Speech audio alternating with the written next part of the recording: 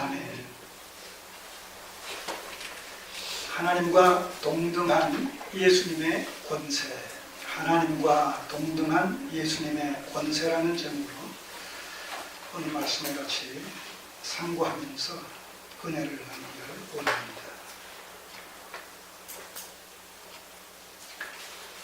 요한복음 5장부터, 요한복음은 5장부터 12장에 이르기까지 예수님께서 유대인들에게 철저히 고난받으시고 배척받으시는 이런 사건이 기록되어 있습니다.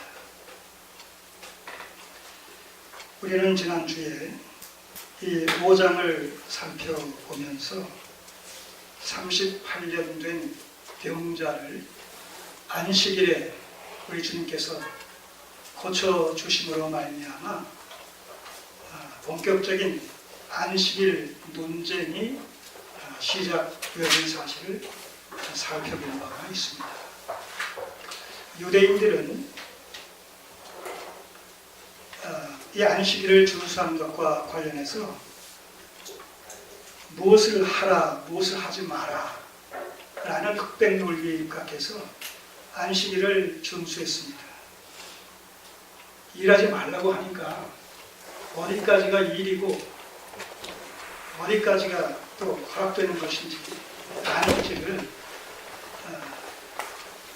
39개 조항을 세워서 각 조항마다 또 6개의 세부 규칙을 정해가지고 일일이 안식일을 준수했습니다. 예를 들면 안식일에도 밖에 나가서 활동해야 될 이유가 있지 않겠습니까? 그럴 때는 적어도 1km 이내까지는 나갈 수 있지만 그 이상은 나가서는 안 된다. 예를 들면 이런 식으로 세부 규칙을, 조항을 정해놓고 안식일 준수에 철저히 기했던 사실을 저희가 알고 있습니다. 자, 그러니 38년 된 병자가 병상에, 침상에 누워서 이 사람을 옮기는 것은 안식일이라 할지라도 저촉이 안 됩니다. 그런데 치유를 받고, 예수님에게서 치유함을 받고 병상을 들고 그 행각을 걸어 나가는 이 사건은 노동이라 걸린다는 거예요. 그것이 문제가 된 거예요. 38년 된 병자가 예수님께서 고쳐주심으로 말미암아 누워있던 침낭을 정리에 들고 그 행각을 나가는 것을 보면서 안식일 준수를 범했다는 것이죠. 그 사람이 뭐라고 얘기했다고요? 나를 고쳐준 그이가 나보고 가라고 했다. 그래서 나는 지금 이 자리를 떠나는 거다. 책임을 예수님께 회피를 합니다. 자, 전가를 시킵니다. 자, 그러니까 이제 안식일 준수를 어긴 당사자가 누가 되는 거예요? 예수님. 그 사람이 어디 있느냐? 나를 고쳐놓고 이내 떠났기 때문에 그가 누군지 모르겠다. 며칠 후에 성전에서 예수님께서 그 사람을 만나게 됩니다. 그 14절을 보시면 그 후에 예수께서 성전에서 그 사람을 만나 이르시되, 그때 비로소 이 고침받은 자가 자기를 고쳐준 이가 예수님인 줄을 알았어요. 확인을 하게 됐죠. 그리고 그것이 예의가 되어가지고 유대인 지도자들에게 나를 고쳐주신 이는 예수시다. 자, 이렇게 이제 알게 됩니다. 그러므로 말미암아 이제 이 예수님과 유대인 지도자들과 충돌이 일어나기 시작한 것이죠. 그럴 때 주님께서 그 정당성에 대해서 안식일날 38년 된 병자를 고쳐준 것이 저들은 안식일 준수를 어기는 것이라고 봤지만 예수님께서는 그것이 오히려 안식일을 회복시키는 것이요 안식일을 성취하시는 것이다. 자, 이런 말씀으로 응답을 주십니다. 그 얘기가 뭐예요? 17절의 얘기입니다.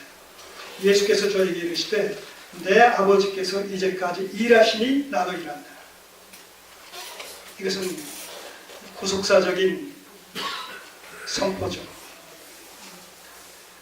하나님께서 창세 이후로 한 번도 쉬신 일이 없다는 것이죠.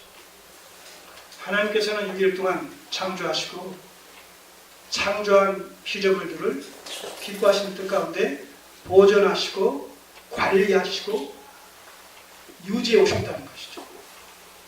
하나님께서는 부모가 아이를 낳고 그냥 내팽개치는 것이 아니라 그 다음 나 출산한 후에는 어떻게 하죠? 양육을 하잖아요. 양육을 합니다. 건강하게 자라도록 보살펴 줍니다. 하나님께서는 세상을 기뻐하시는 뜻 가운데 구속사적인 관점에서 창조하셨을 뿐만 아니라 이것을 하나님의 기뻐하시는 뜻 가운데서 그 계획을 쫓아서 예정과 작정을 따라서 관리하신다는 거예요. 보존해 나가신다는 것이죠. 하나님의 목적에 맞게끔. 그렇기 때문에 하나님께서는 한시도 실제적으로 쉬신 일이 없는 거예요. 지금 이 순간이라도 하나님께서 쉬신다면, 역사의 주관자가 되시는 하나님께서 쉬신다면 역사의 의미가 뭐라고 그랬어요? 히스토리는, 역사의 히스토리는 히즈 스토리에 합성하다, 이런 말씀드렸죠. 역사는 하나님의 일하심의 내용입니다. 하나님의 일하심의 내용.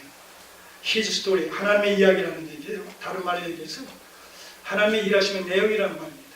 하나님의 뜻이 이 세상 속에서 이루어질 때 세상 역사를 방편 삼아 하나님의 구속사를 성취시켜 나가신다는 거예요. 세상 역사는 하나님의 뜻이 이루어지는 현장이요, 무대요, 수단과 방편이 되어진다는 겁니다.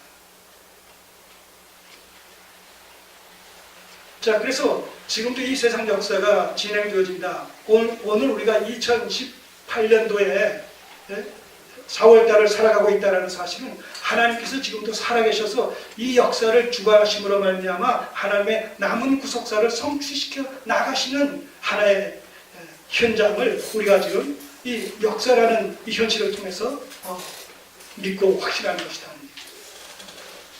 그러니까 하나님께서 일을 중단하시면 세상 역사도 중단되게 됩니다.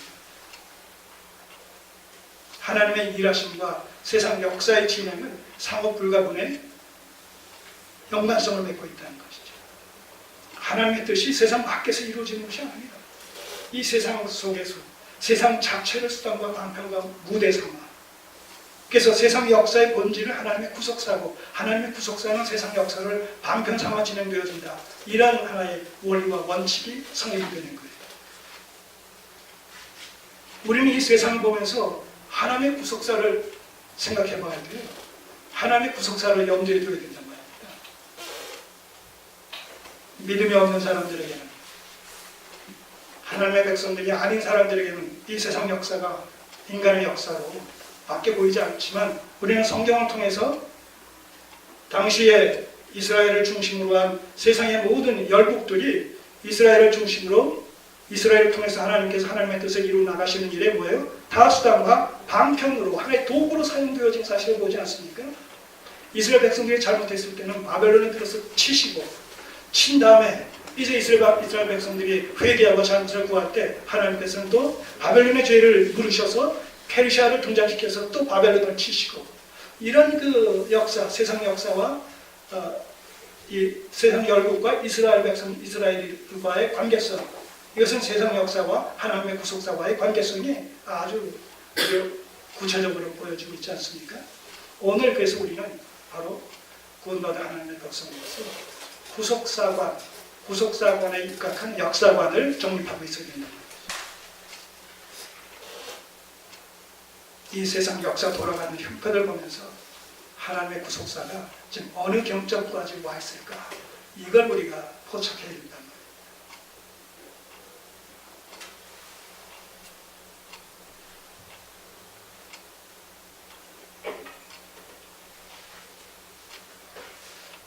그래서 예수께서 저에게 이르시되 내 아버지께서 이제까지 일하시니 나도 일하신다.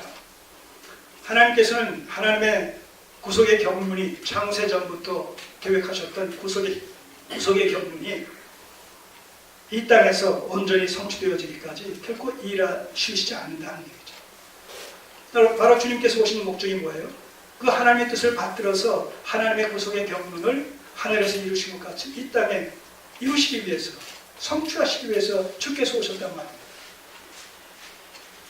그래서 주님의 삶이라는 것은 하나님의 뜻을 이루시는 삶이란 말이죠. 그러니까 하나님께서 일하시니까 주께서도 일하시는 것이죠. 여기서 주님께서는 이 말씀을 통해서 유대인들의 잘못된 안식일 관을 근본에서부터 뒤엎어버리시는 것이죠. 너희들은 뭘 하라 하지 말라 하는 것을 지키고 지키지 않고를 통해서 안식일을 준수했느냐 준수하지 않았느냐 라고 이해를 하고 있지만 안식의 본질이 뭐냐? 안식의 본질은 구속에 근거하고 있어요. 구속사상에 근거하고 있다는 말입니다. 창세기 2장에서 엿새 동안 세상을 창조하시고 제7째 날 쉬신 이런 그 창조의 원리에 입각한 안식일의 규례를 마련하셨지만 아담의 범죄함으로 말미암아 어떻게 돼요? 그 죄 문제를 해결해 주시기 위해서 창세기 3장 15절에 여자의 후손 언약을 체결해 주심으로 말미암아 안식일 준수의 규례가 창조의 원리에서 구속의 원리로 바뀌어진단 말입니다.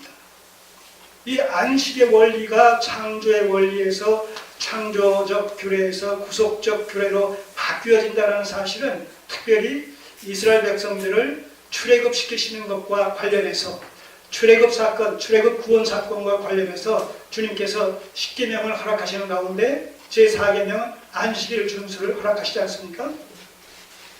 그럴 때 십계명의 대전제가 뭐예요? 십계명의 서문이 뭡니까? 출애굽기 20장 1절 이하에서 내가 너희를 애굽의 종살이로부터 구원해내셨다. 해방시켜 주셨다. 이 사실이 전제되어진 것이죠. 여러분 이 사실이 의미한 이 사건 속에 출애굽 사건 속에 담겨진 구속사적인 이 하나의 주제가 뭡니까? 구속사상이란 말입니다. 구속사상. 애굽으로부터 너희를 구원해 주었으니까 이 사실에 입각해서 안식일을 지켜라. 자, 이 부분을 좀 더 구체적으로 설명하고 있는 부분이 어디라고 그랬어요? 신명기 5장 15절의 말씀입니다. 신명기 5장 15절의 말씀 한번 보시죠.